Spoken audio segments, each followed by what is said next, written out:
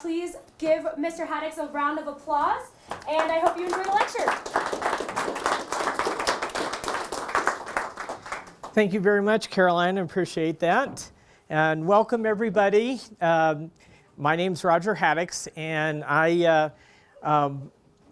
have been a baseball fan for a long time. My brother and I, when we were growing up in Colorado Springs, we'd listen to the St. Louis Cardinal games because you could get KMOX out there. And so that's why we were Cardinal fans, listening to Harry Carey do his broadcast, you know, and yeah, his old wild self. And in 1969, I actually got to my very first professional baseball game. It was out in Los Angeles. We had relatives that lived out in the LA area. So all of us in the family piled in the car, and if you've seen the movie Vacation, it was similar to that. We drove the whole way, and they told my dad, don't drive through the desert in the middle of the day, and he did. When we finally get out there to California to our Aunt Barb, our Uncle Bill, and our cousin Cheryl, and so it was going to be a guy's day at the ballpark. So Uncle Bill, my dad, my brother, and me, we go out to Dodger Stadium to watch the Cardinals play the Dodgers. And I wanted to get Bob Gibson's autograph. Well, he wasn't available. But Vic Davalillo was, and also Jim Mudcamp Grant was. And so I was rather excited about that. But we're walking along the concourse, and my brother elbows me and goes, "Do you know who that is?" And I said, "No." He goes, "That's Don Drysdale." So I'm only about 9 years old. I'm like this tall. I mean, I may have been taller than the table, maybe. And I'm like, "Mr. Drysdale, would you please sign my book?" And he's like, "Sure, kid, Don Drysdale." And I just recently found those autographs again, so I'm very excited about that. But it was a fun game. It was August 11th, 1969. So I've been pretty much a baseball fan ever since. But I got into the history because 25 years ago, I went to a lecture by Ken Burns on his video series about the history of baseball, and that was at Loretta Heights College. And afterwards, there was these group of guys there that were wearing blue and gray vintage baseball uniforms with an Old English D on the front, and that was for the 1871 Denver Blue Stockings. And they were so funny, and they're so engaging. I was like, well, I live in Colorado Springs. I have a partial Colorado Springs Millionaires uniform, which was not nearly as nice as this one. And I said, how do I get involved? And they're like, come to 4 Mile House Historic Park, and we'll teach you the rest. So I said, great. So I showed up to my very first game wearing what I have. There's a round metal plate instead of the home plate like today. There's a flower line through the middle. You have to straddle the line with one hand or 1 foot on each side of the line. And I'm standing there, but I don't have my bat like this. I have it straight because when they pitch the ball, it's an underhand and it comes in the arch. So I want to hit it on the perpendicular. Well, the hurler is that's what our pitcher is known as, the hurler. Well, he looks at me. He's a rather tall fellow with very portly. He's got the mutton chops, and he looks at me and goes, "Sir, are you standing in a hole?" Referring to my lack of height. I said, "No, but I'll be standing on second in a moment." Honestly, all I got was a single, but hey, you know, I mean, at least I got on base. So that's kind of how I got into it, and throughout the years, I've gone into getting the proper uniform. I know the history behind them, and they all said to me, "Why don't you just write the book?" And I said, well, okay, I will. So I wrote this book, Baseball in Colorado Springs. It does include Denver and Pueblo, a little bit of Manitou in there, also Golden, and it's been out for 6 years. And so as much as I'd love to have updated it a few times, Arcadia they're not real fond of that. So anyway, this is the book. And so people were finding me online and whatever and asking me if I do presentations. And I said, yeah, I think I'd like to start doing that. So this is my second time here. So was anybody here 2 years ago? Oh, good. This should be a little bit, if anybody was, this should be a little bit smoother than 2 years ago. Anyway, There's an early reference about baseball in 1862 in, let's see. So here's the Rocky Mountain News article, March 12th, 1862. Baseball. All those wishing to join a baseball club to play according to the rules of the modern or New York game will please meet this evening at Whipple's Cabinet Shop, south side of McGraw Street Bridge, to effect a permanent organization by order of committee. Well, later in 1862, the two teams that would play would be two basically family-named teams. One was the Hulls, and the other was the McNeils. And so they were the first organized teams in the Denver area. Colorado Springs had a note in 1873 in the Gazette, and they said, the baseball club played their first game on Saturday afternoon last. We had a reporter on the ground, but he came back disconsolate, for there were no accidents worthy of note. So hopefully there won't be any accidents worthy of note this Saturday. Here's the first known photograph of a baseball team. It's the Greeley Calamities. And as you can notice here, there's only 4 players with the Old English G on the front of their uniform, and the rest of them are plain, and with the manager in the middle. And so at that time, uniforms were not uniform as they are today. And there's another difference that we'll notice here later along in some other photographs. But as you can see, that they are wearing a high top shoe that extends, and sometimes they were a two-tone color, plus there is a cleat on the bottom. So they were wearing cleats back then. For today's game, we don't wear cleats. We try to avoid as many injuries as we possibly can. So the first organized team in Colorado Springs was the IXL Club. That was a dairy that was in Colorado Springs. So on July 4th, 1874, the Valley Club of, go back. The Valley Club of Pueblo played the IXL Club, and the Valley Club was victorious by a score of 53 to 44. Real pitcher's duel, huh?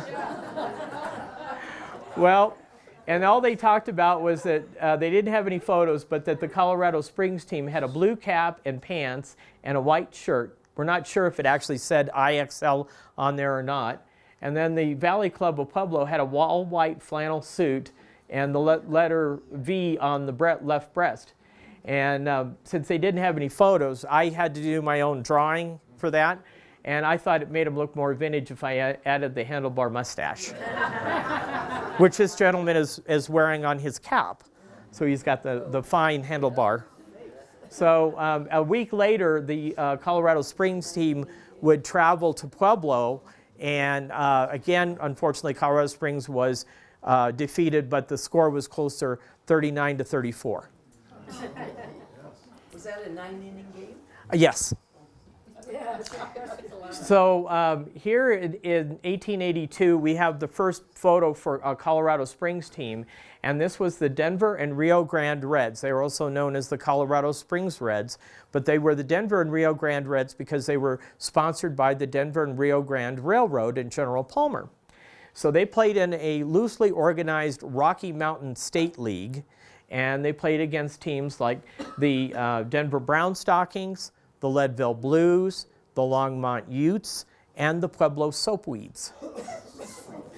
And as you can notice here, they have a shirt that has a flap on it. It's trimmed in red. The D and RG is embroidered on the front, probably by hand. And then some of the gentlemen are wearing bow ties. And then you have more equipment. So you've got a catcher's mask.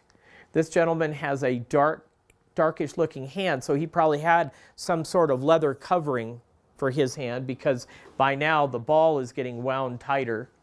And there's like a pinstripe on the legs, on the knickers. But there's two gentlemen here and here that don't have anything on their shirts.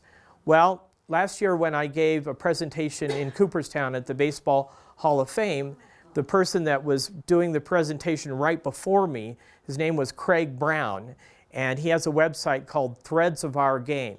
So he went into the uniforms of as far back as you can go to right up before the turn of the 19th century, or the 18th century. And so he said that the reason why two of the gentlemen would have a different uniform top would be the pitcher and the catcher. So that was your battery. And I had not known that. I just thought maybe they kind of ran out of somebody to do the uniforms or ran out of the same kind of shirt. But actually, you see that quite often, that two of them will have that. So, and I think this gentleman here was probably the pitcher, and he was the catcher, because I've seen his picture before in other ones, and I think his name was Traffley. Anyway, as we go on, here in Leadville, they had a team called the Leadville Blues, and they also, played in that same league from 1881 to 1889, and they were the 1882 Colorado champions, mainly because they could pay for players of the Eastern leagues with their silver mine money to come out here and play at 10,000 feet altitude. And again, you've got a player that's with a different shirt, so he was either the pitcher or the catcher. But you see there's a stripe there. It's blue and white with the LB in dark blue. Again, we've got a tie because it was a gentleman's game back then. And then their cap was the same stripe color. So it wasn't like this where it had the two horizontal stripes. All the stripes were vertical. And I think they cut quite a dash in those uniforms. So here are the Denvers, and this team, that's all they were known as, were the Denvers. And in 1886, they were the inaugural Western League pennant champions. Their uniform, the shirt itself was an old gold color. The letters were red. Then they had the same kind of pattern for the cap, and their shirts just laced up. And they had the regular type knickers with a pinstripe on the side. And these two gentlemen here are O'Brien and Ryan. And those two guys, at least for Denver, were the precursor of the sports bar idea, because they also had gotten a bar in Denver together. And so when people wanted to go somewhere after the game, they knew they could go to Darby, O'Brien, and Ryan's place and talk about the game. For Colorado Springs, we have a team called the Millionaires. Now, in 1901, this was their uniform. It was very plain. It was on the road, gray and navy blue, and then the home uniform was a beige and maroon, and that CS in the block lettering. They had a single color cap, except for this gentleman, and so this is the only picture of the 1901 team that we have. But then the team was sold from the owner, Bill Hewlin, who also played shortstop on the team. And he sold it to Tom and Jimmy Burns. So in 1902, they changed to this uniform. So this is a replica of the 1902 uniform, in that the home uniform, it was beige with maroon, a maroon collar, and the Old English C on there, CS for Colorado Springs. And this is an 04 picture at Boulevard Park. So we've got one gentleman in the road uniform. Evidently his home uniform was in the laundry. But they played against teams like Omaha, Lincoln, St. Joseph, Missouri, Kansas City, Missouri, and Des Moines. One of the more fun stories about when they opened, where they played in 1902 at Boulevard Park, has anybody read the book Newport in the Rockies by Marshall Sprague? Okay, that's a really good book. It's called, the subtitle is the Good Life and Good Times of Colorado Springs. So it's kind of a history of Colorado Springs, but Marshall was known to embellishment a little bit. So he talks about the first game on April 23rd, 1902, where the person that built Boulevard Park for Colorado Springs was Winfield Scott Stratton. He owned the Independence Mine and sold it for $10 million. And in Colorado Springs, he built the post office, the mining exchange building. He built Boulevard Park where the Millionaires played, and he owned the Colorado Springs and Interurban Railway, which was the trolley line. So he builds Boulevard Park along the trolley line, knowing that people could then take public transportation to the game. Well, on the opening day, he was awarded the opportunity to throw out the first pitch. And Winfield Scott Stratton was a very striking figure with a white cowboy hat. And then at the plate, they were going to have Ed Giddings, a local businessman with a bat, and Judge Ira Harris was going to represent the umpire. So now they tell Giddings, don't swing. Well, Stratton winds up, throws that pitch, and hey, you got a bat in your hand and you're at the plate, what are you going to do? You're going to swing. So he fouls it off. It goes into the crowd, at which one of the local debutantes, Prudence Zorbist, stands up, catches the ball, and the Midland Railway Band then strikes up the Stars and Stripes Forever. Now, a lot of that isn't quite in the Colorado Springs Gazette-Telegraph report, but I love that story, so I'm going with it. There are some other baseball clubs that were around then, too. So we have this team here. This is the Pride of the Rockies, and they were located in the southwest portion of the state, and they were more like an all-star team. And so they played against teams in New Mexico and Arizona. And so actually you have a uniform that actually says Rockies on it before the current team. Here's the 1902 Old Homestead team, and I thought that was rather interesting. There's a number of businesses around that were called the Old Homestead. We don't know which one of those owned it. If you go to Cripple Creek, there's a special old business that has a little like house that is the Old Homestead, but I don't know if they were necessarily the ones that sponsored this baseball club. But again, you have kind of a different looking cap for them. That's more of a newsboy cap that they're wearing. So here, post turn of 1900, we have one of our local teams, the Kokomo Mine Club, that was played ball, and so they were again wearing traditional vintage type uniforms that we know, and then they had the block lettering in there, Kokomo, spelled out on the front of their uniform. And in Colorado Springs, we had the Golden Cycle Mill team, and they were there in 1910, and they played in more or less a city league that we had going on at that time.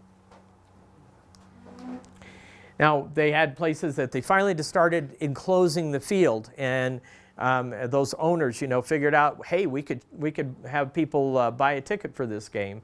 So here's the Broadway Park, and if you look here, it looks like they're going uphill, because they are.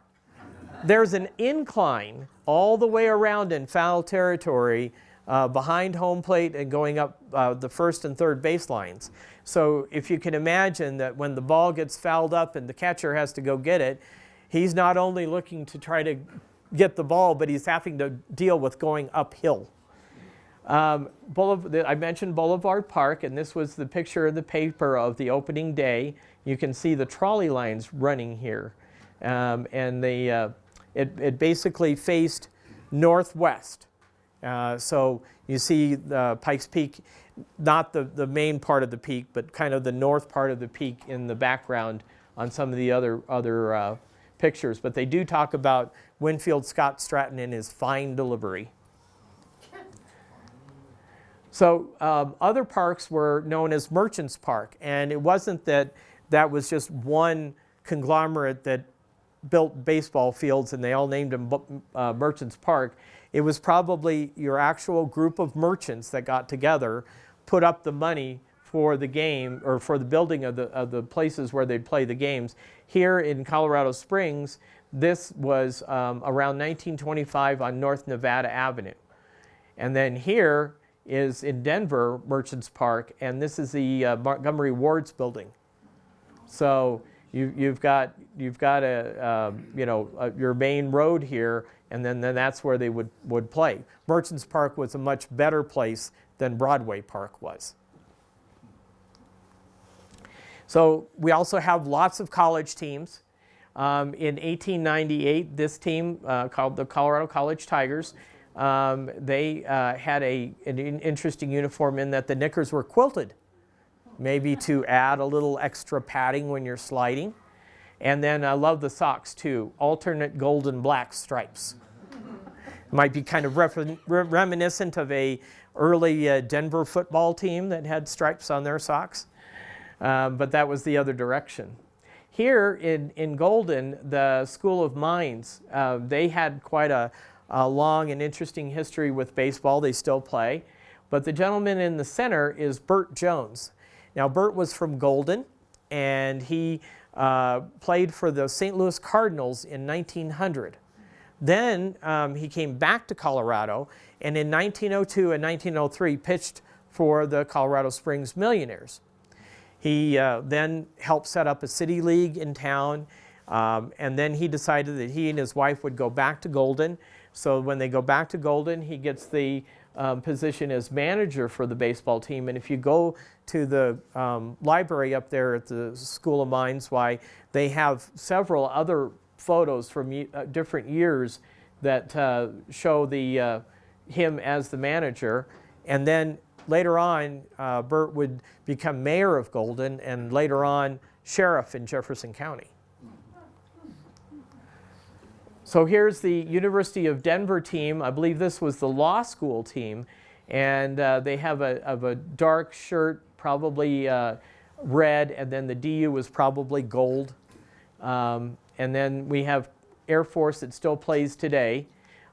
This field has been replaced with all turf, all AstroTurf or sports turf.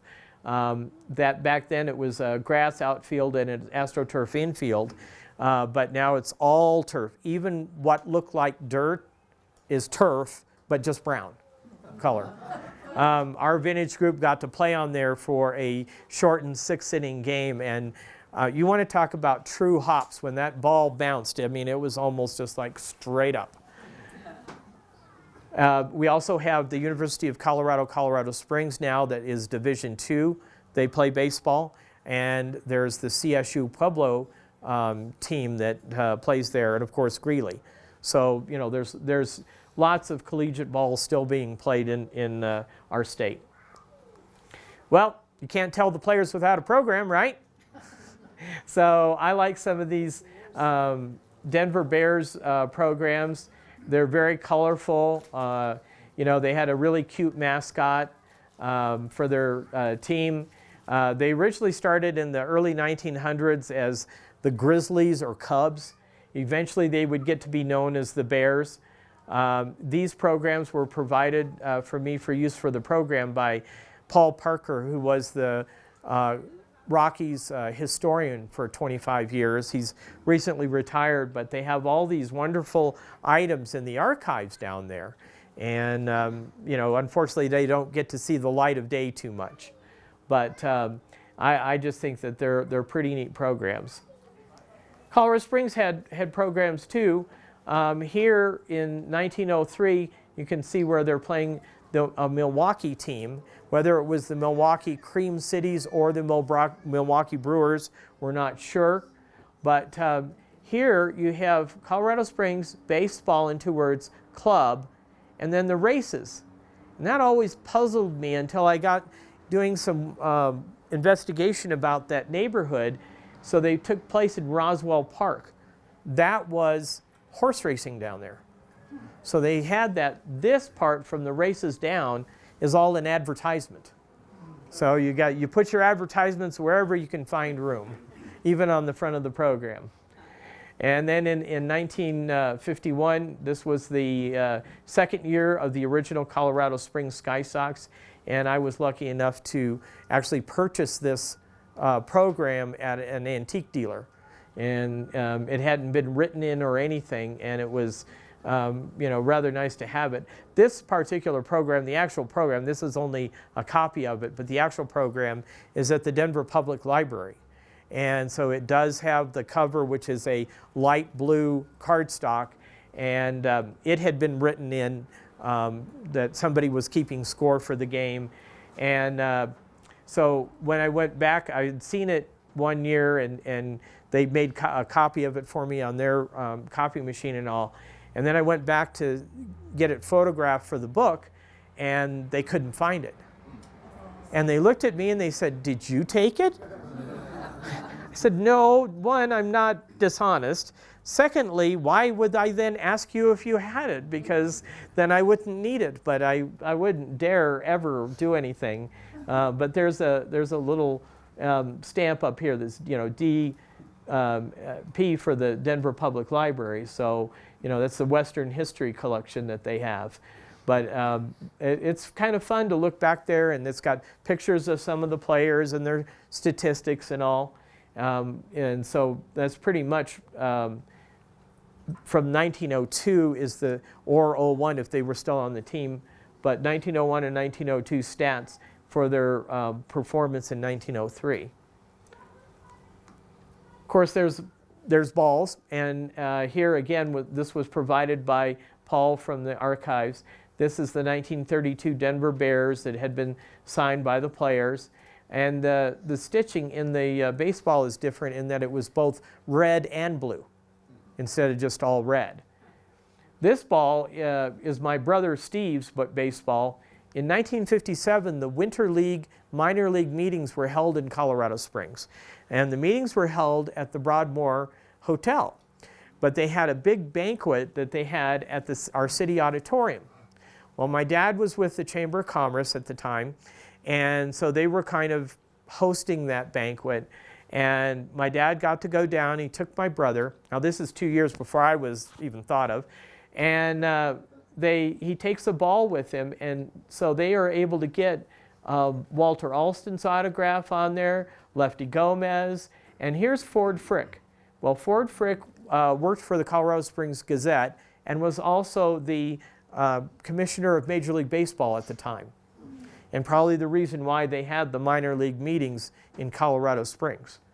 But so my brother has the baseball, and he let me use it for the book. And then there's also a little mini Louisville Slugger bat that says 1957 Winter League minor league meetings, and so I have that. But Steve still has the ball. Well, we almost had Major League Baseball a long time before the Rockies came. Here's Charlie Finley, and he was ready to move the Oakland Athletics to Denver, and this is Commissioner of the League, Bowie Kuhn, and Robert Howsam. And Robert Howsam was the general manager and president of the Cincinnati Reds in 1975 and 76 when they won back-to-back World Series. Well, the family moved out to Denver, and Robert had a lot to do with the Denver Bears and the building of Bears Stadium, which then became Mile High Stadium where the Broncos played. And his son, Robert Howsam Jr., lives in Colorado Springs with his wife and daughter, and actually provided some things for me, Denver Bears memorabilia, for my page on the Bears. And so a terrific guy. He also was quite innovative in our Colorado Springs, or now Broadmoor World Arena, the new one. They had instead of buying a brick, like you would have your name on a brick and to support, they sold tiles that were made by Van Brugel Pottery. And they were 4 different scenes, and you could have like a pinyon pine or Douglas fir or something on there, plus whatever you wanted it to say. So my tile says Roger P. Hadix, CC Tiger hockey fan. And you go out there and you look where they have them all alphabetically, and my tile is there, and then I had a duplicate made. So $75 for that, $25 for the duplicate, basically $100, and they raised close to $1 million to get that place built. Now Colorado College wants their own little place on campus, so they're going from the 7,000 seat stadium that they had it at to 3,000 seat stadium on campus. So that'll be interesting to see what happens with all the fans.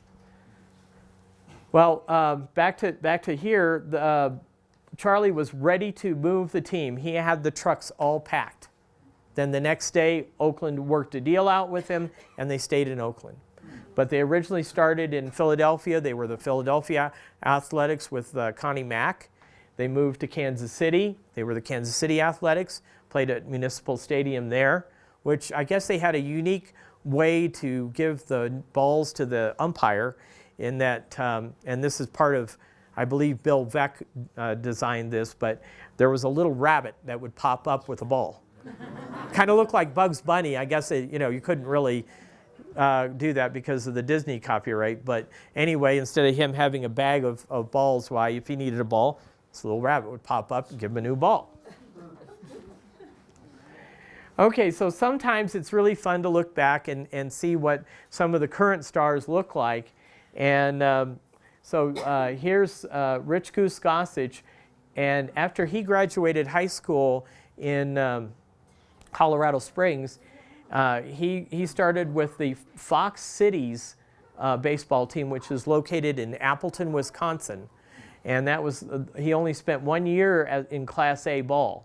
And then he was promoted to the major leagues by the Chicago White Sox. He played with 9 different teams over a 20-plus year career, and then in 2008 was inducted into the Hall of Fame. And this is the team, a college summer team that Todd Helton was on, the Orleans Cardinals, and that's in the Cape Cod League. And that Cape Cod League is still going. But there are a number of summer college teams that run, kind of a interim between that, because, here in Colorado, our season while they're in school can be rather rough weather. So this team here, they're now known as the Orleans Firebirds, but in Boulder and Fort Collins, they have the Boulder Collegians and the Fort Collins Foxes. And they're in their season right now. Well, there was African-American baseball teams that were playing. People are probably familiar with teams like the Pittsburgh Crawfords and the Kansas City Monarchs that Satchel Paige was on, and Buck O'Neill. Well, in Colorado Springs, we had a City League team that was all African-American. This was the Colorado Springs Brown Bombers. They had changed their name. Originally, they were the Clouds of Joy, but they decided maybe that wasn't tough enough, so then they thought, well, Joe Louis is a pretty good boxer, so let's change it to that. Their team was sponsored by Fannie Mae Duncan and the Cotton Club. Fannie Mae was an African-American female owner of this nightclub and restaurant in Colorado Springs in the 30s and 40s. And she was the one that provided the uniforms and the equipment. And in Colorado Springs, the team was well received. Unfortunately, when they went on the road, they were not as well received. So they had to undergo some, hard times when they were in different towns. And unfortunately, too, they didn't get a chance to have a replenishment of bats and stuff. So when one of their bats would maybe get a crack in it or break, they had to repair them with nails or screws and tape them up and that sort of thing. So they didn't have the advantages that a lot of semi-pro teams would. But then in the 30s, there was also the Denver White Elephants. And they were all African American. You could basically consider them a minor league team because they had the elephant on the uniform. It's possible that they might have been associated with Philadelphia, because the Philadelphia Athletics also had the white elephant on their team. And that was back in Connie Mack's day, because Connie Mack, the other owners were kind of jealous of him. And so they said, oh, your team they're no good. They're just a bunch of white elephants. And so he says, call us white elephants, will you?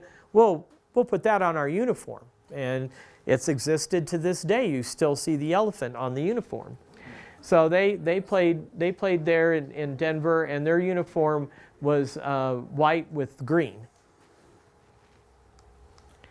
Okay, so before we had the Denver Zephyrs, the second version of the Colorado Springs Sky Sox, and the Pueblo Bighorns, they had the Denver Bears, the original Colorado Springs Sky Sox, and the Pueblo Dodgers, later Bruins. But here we have the Zephyrs that after the Bears, they changed their name. They went up from Class A to AAA. Then the Denver Zephyrs moved to New Orleans. And then they were the New Orleans Zephyrs for a few years. But a couple of years ago, they changed their name to the New Orleans Baby Cakes. And if you're wondering how did they get that, well, if you go down there during Mardi Gras and they make the king cake and they put the baby in the cake, that's where they get it from. Let me tell you, their mascot is kind of creepy looking.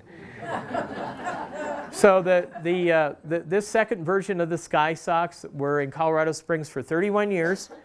But this year, the AAA team moved to San Antonio. So they're the San Antonio Missions. And Colorado Springs now has a new team. It's a rookie league team, short season. They were the team from Helena, Montana. They were the Helena Brewers. So they're still with the Brewers organization, but now they are known as the Rocky Mountain Vibes. And so their mascot is a s'more. Yes. S'more. Yeah, so you've got the marshmallow in the middle, the chocolate, the graham cracker, his hair's on fire, and of course his favorite thing, the vibes, bee. So we want to have really good vibes in Colorado Springs. They just started they've been on the road. They just started their home season on June 21st. Pretty good attendance. Everybody's, they had a big naming thing, and that was kind of a fiasco because they were thinking they wanted to name them the Rocky Mountain Oysters.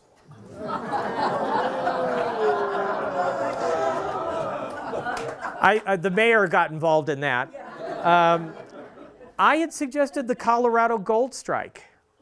It didn't go anywhere, so, But hey, and oh, by the way, his name is Toasty.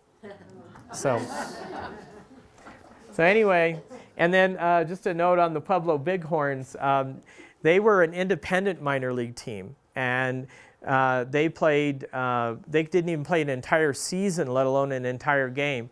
One time my brother and I went down there to watch a Bighorns game. They were playing at the CSU Pueblo Field, but it, again, underwent renovations, but at this time it hadn't. And so along comes the sixth inning, and the lights go out. They cannot get them started again. So they had to call the game on account of darkness. Okay, so with the Zephyrs, again, this is stuff that's been provided by the Rockies on the archives. Here's the tickets. A guy had painted this picture of the Zephyrs. I thought that was rather fun to see the full color. There's a schedule there. And then this is the cap that I have from back then of the Zephyrs, and that was all provided by from the archives there. So October 16th, 1992, they broke ground for Coors Field. So while they enjoyed huge crowds at Mile High Stadium, upwards of 80,000 for opening day and all, they knew that they wanted a place of their own. As a matter of fact, that was contingent on them getting a team. So they broke ground. Mayor Wellington Webb is right here in the white construction hat. And they built Coors Field. It would be about 53,000. And then later on decided that that was too many seats, and they put up the rooftop bar. And that's quite a place to socialize. Not many people watch the game. But it is a place to network. And I have fun up there too. So now ladies had their baseball. In 1892, there was a barnstorming team, the Boston Bloomer Girls. They actually wore those skirts, those bloomer skirts, to play in. We had a vintage team of ladies that wore longer skirts, and yes, they were allowed to catch the ball with the skirt. We don't have gloves. We can't use the cap. They can use their skirt. In the 40s, everybody's seen the movie A League of Their Own. Okay, that was pretty much in the Midwest. I asked a lady that gave a talk on women's baseball, and out here in Colorado, there weren't any women's baseball team in the 40s, so we didn't have anything like that. But if you go to the 1940s World War II gala that's in Boulder, and everything is World War II, there are ladies in Rockford Peaches uniform, Racine Bell uniforms, guys that have the Jimmy Dugan manager baseball uniform on, and it's a lot of fun. I wore a 7th Army Air Force uniform that I had made up. Joe DiMaggio played with them over in Hickam, Hawaii, and that was very popular to have that kind of connection there. They do that in June, about mid-June, so they've just had it June 15th. But next year, if you want to go and really turn back the clock and have a fun time, that's in Boulder. Well, in the 90s here, we had an all-professional ladies team, the Colorado Silver Bullets. Problem is that you would find it tough to have teams to play against. If they'd had like 7 more ladies teams, they could have had a league, but what they ended up doing was playing minor league baseball teams, men's teams, and it was a double-edged sword. So if the team said, yes, we'll play you, well, the men were expected to win, and if they didn't, they caught hell about it. So it just didn't last, which was unfortunate. Who knows, maybe something like this will be resurrected, or maybe there will be a lady that is such a good player that she'll join a men's team. I know they've had that in, not only a couple of movies, but, like a TV series. Whether that really happens or not, who knows? There are certainly some young ladies on some youth teams that can play with the best of the guys. Well, I've got a lot of people to thank for their contribution to my book and to the program. Jay Sanford is probably the preeminent Colorado baseball historian. Nicest guy in the world. He's provided pictures for my book, for the Denver baseball book, and is just a wealth of information. Again, Paul Parker, who was with the Colorado Rockies as their club historian and manager of community affairs. He's also now the president of SABR, Society for American Baseball Research. They have meetings in Denver once a month, a monthly luncheon. They also have other events, and he does a fine job with it. There's a book called They Came to Play. There was a video series years ago, also by that name, but one of my friends, Mark Foster, was a historian and history professor at the University of Colorado, Denver. Unfortunately, Mark has passed away, but Dwayne Smith, who co-wrote the book with him, still does have a Colorado baseball history class where he teaches on the western slope. There's a companion book that is like mine. It's Baseball in Denver by Matt Replinger, but my book came out first. The Frisco Historic Park and the town of Frisco were gracious enough to allow me that Kokomo mine picture to use. The Old Colorado City Historic Society provided the Golden Cycle Mill photo. It was very nice of them. I wasn't able to use it in the book, but they did let me use it for the presentation. So now, does anybody have any questions?